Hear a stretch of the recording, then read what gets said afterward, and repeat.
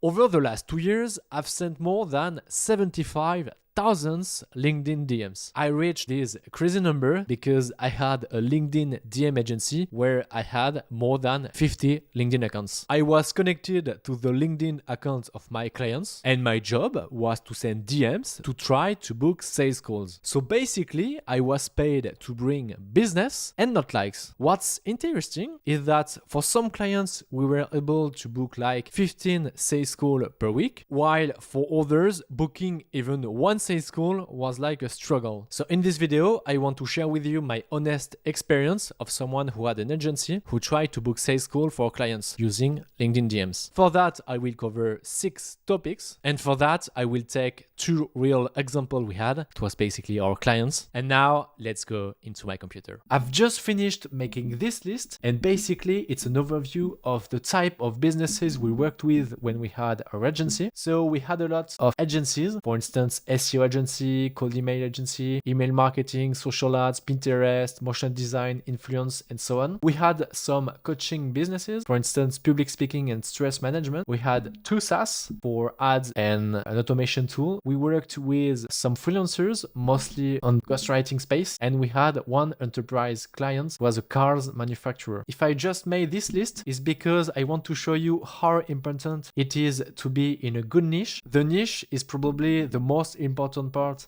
about getting results, and you have 4 key points to check. The first one is that your target has to be easy to reach out to. Then they need to have a known problem. They need to have money to spend on your service or product, and of course competitions matter, so if possible the competition is always good. And I want to show you 2 examples that we had when we had our LinkedIn agency. So the first one was a Klaviyo agency. Their target was an e-commerce owner, and this agency made 800k per year. And the second example was an influence agency. Their target was CMO and social media manager, and they were doing like 2 million per year. Now let's have a quick overview of the Klaviyo agency.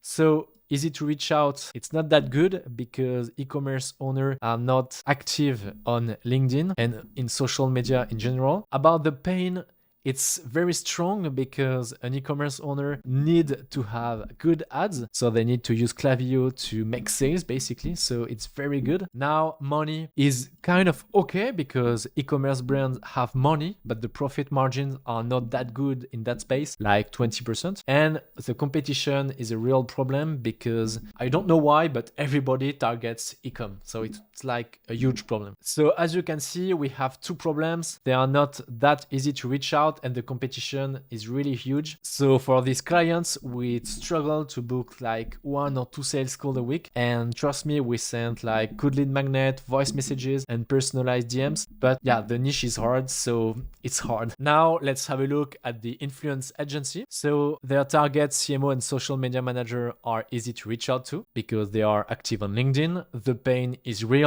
Companies use more and more influence to get known and to make sales. The money they have a lot of money to spend on it, and the competition is okay. I mean, you have competitors, but for now it's okay. Now let's have a quick look at the results. So as I told you, for the Klaviyo agency, we were able to book like 1 or 2 sales calls per week with a lot of work, and for the influence agency, we were able to book between 5 to 10 sales calls per week. With the same amount of work, we were able to book way more sales calls for the influence agency than for the Klaviyo agency. We explained that because the niche is way easier for the influence agency. So the point here is that you have to understand the niche you're in. So if your niche is hard, everything about acquisition will be hard. You will need more personalization, more messages, more follow-ups, and more sales calls to make money. I don't say it's impossible, but it's definitely harder. On the other hand, if your niche is kind of easy, your acquisition will be easier and you will get more replies, more sales calls, and at the end, you will make probably more money. This concept of the niche is true with, of course, LinkedIn DMs, but it's true with cold email, cold call, ads, and every marketing action you can take. That's why I think it's really important to think about your niche. Now I want to talk about case studies, because in B2B, most services look the same. For example, if you do SEO, you compete with thousands of SEO agencies. So, of course, it's hard to differentiate yourself from your competitors because you just sell the same service as your competitors. And I found that the best way to stand out from the crowd is by showing case studies. And in these case studies, I recommend to have three things. First, who you work with, your testimonials, and probably the most important one, your results. One of the best way to share a case study by DMs, and we use it a lot, is sending a Notion page where you have your case study. For the influence marketing agency, we made for each lead a personalized case study where they just show that they made 3 million views during Black Friday with influence marketing on YouTube. And of course, in this case study, they show the ROI of this operation. For the Klaviyo agency, we only add results the day we sent a personalized Notion page to each lead with a strong case study in it. The learning we made, especially with the Klaviyo agency, is that if you don't have enough reply, it's definitely worth it to try to send a really nice case studies. And why? Because nobody send this kind of thing on DM on LinkedIn, and you can see here that it's personalized because you have the first name of the lead. I like to talk about warm DMs because that's where you make money quickly. These are messages that you send to people who already know you. Maybe they've seen your profile, reacted to your post, or are already connected to you. Now you may ask yourself, how do you find these leads?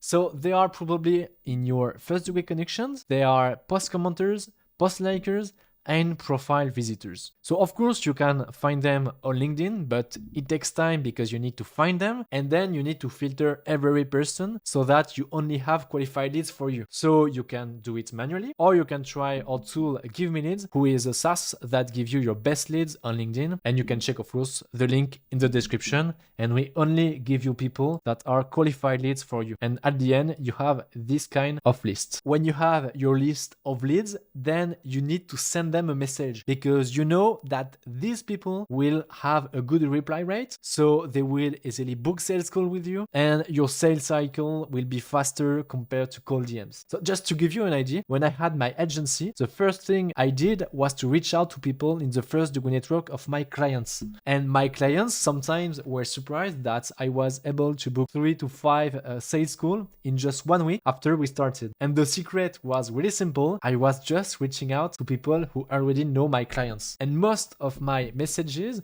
were really simple, like, hey Vincent, we have been connected for a while now. From what I understand, you have a SaaS. So of course you will have to manage the discussions and all the follow-up thing. But about messages, I will do a video about it later. Here are some numbers about warm DMs. So about reply rate, you have to be between 30 to 50% and calls 10 to 20%. Of course, it depends a lot, but it was the average numbers we had when we've had our agency. Cold DMs is a really nice topic because that's exactly where you can generate a lot of business if you do it correctly. But of course, it's harder because you reach out to people who don't know you, but you have to send cold DMs because the number of people that know you is by definition limited. On the other hand, the number of people who don't know you is unlimited. So unless you are a big influencer, you most likely will send way more cold DMs than warm DMs. On LinkedIn, you can find leads with the search bar or with Sales Navigator, but we have 3 problems. First, you need a tool to extract the lead.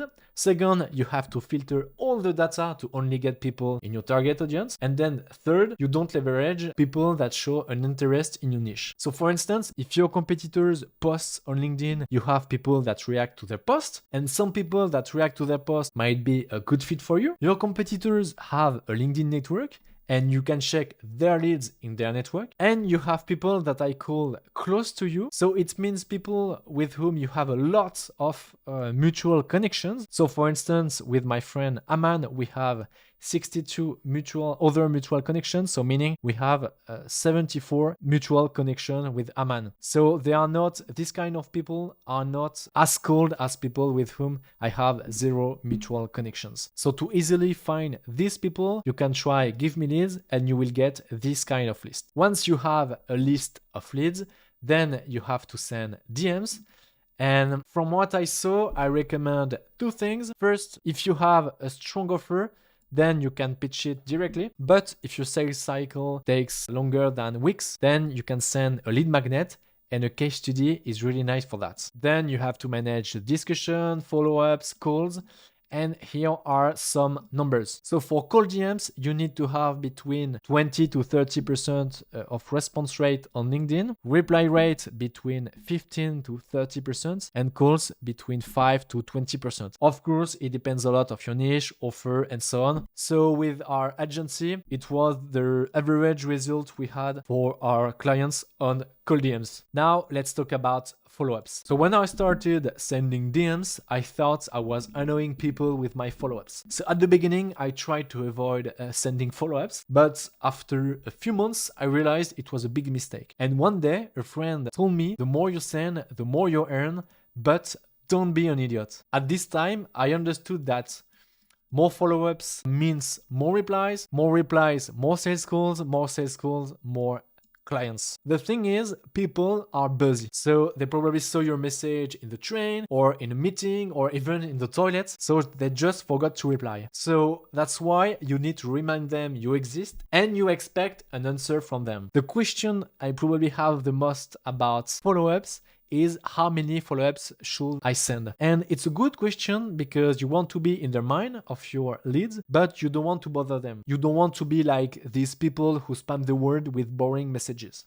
So from my experience, it's good to send one message and then 2 follow-ups. So first follow-ups, you wait 2 or 3 days after the first message, and then you wait 6 or 7 days. And it's done. So if you send more follow-ups, people will get bored of you. Instead, when someone doesn't reply, I strongly advise you to add the lead in a nurturing campaign. Now let's talk about nurturing. So nurturing people is one of the most underrated ways of getting more qualified leads. 97% of your leads in your market are not ready to buy now. However, it doesn't mean they won't buy your service in 3 or 6 months. This is why you need a system to stay top of mind for these leads so that the day they need the service you sell, they think about you. And on LinkedIn, you have 2 ways to nurture people, and no one is talking about the second one. So the first one is by doing LinkedIn posts. It's always good to post like once or twice a week because people will see your face, what you do, what you think, your expertise. And that's why my advice is to stay far away from writing boring storytelling posts because your leads don't care about that. They care about their problems,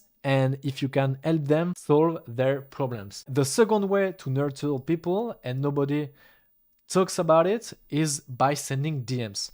So when you send DMs on LinkedIn, you have many people who don't reply, and that's okay. It was maybe the wrong timing for them, they were busy, holidays or whatever. My experience shows me that as long as someone hasn't replied something like not interested, you should send a DMs every 2 or 3 months. It's just a catch-up message, like you can share a case studies or something interesting for them. In your nurturing DM, just show them that you know they haven't responded yet. And that's why when I send this kind of message, I always use something like, "Hi Vincent, I'm reaching out to you once again because I worked with this client who had this result. I wanted to know if you are interested by seeing what we did for this." And with that, the magic happens because they see that you don't spam them with 8 follow-ups. And at this time, they are maybe in a new context where they look at a solution like yours. So I strongly recommend you to use DMs for your nurturing strategy because it works so well. So thanks for watching, and don't forget that if you want to find your best leads on LinkedIn and don't waste time to find qualified leads, you can try our SaaS Give Me Leads. You have the first link in the description. I wish you a nice day and see you in the next video.